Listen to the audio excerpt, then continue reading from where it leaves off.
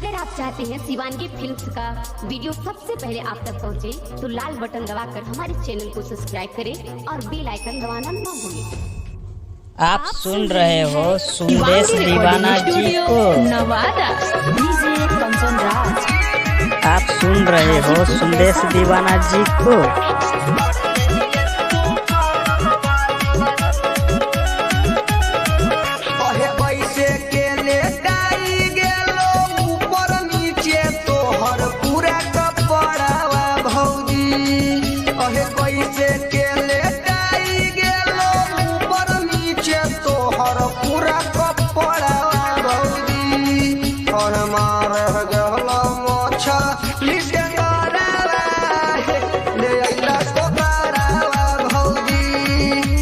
मारे गेला मोछा लिटे करावा है ले आइला को करावा भौजी। अहो गिर गेलियै पोखरा में तलटाई गेलै हो पूरा कपड़ हवा देबरू। अहो गिर गेलियै पोखरा में तलटाई गेलै हो पूरा कपड़ हवा देबरू।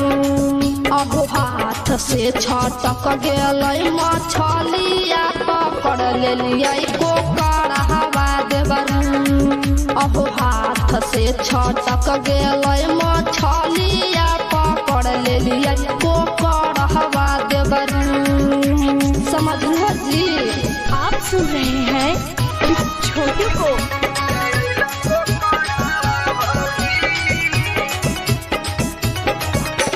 डीजे कंचन राज, हाजीपुर वैशाली। अहे केतना हालो पानी भर पोखरावा में केते गहरावा भौजी। अजी केतना हालो पानी भर पोखरावा में केते गहरावा भौजी।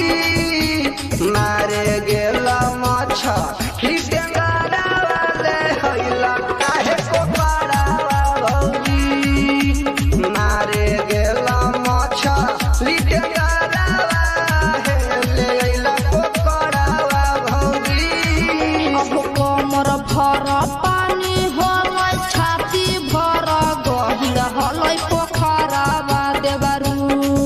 अहो कमर भर पानी होलै छाती भर गहिर हलै पोखरावा देबरू।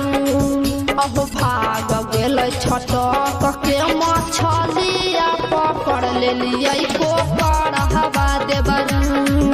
अहो भाग गेलै छटक के मछलिया पकड़ लेलियै कोकर हवा देबरू।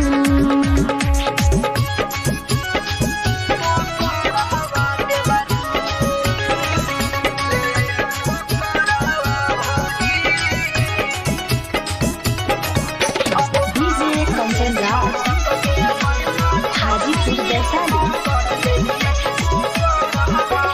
केकरा तू बनाई के खियोई भोको करावा के चोखावा भौजी। केकरा तू खिलाई भो बनाई के कोकरावा के चोखावा भौजी।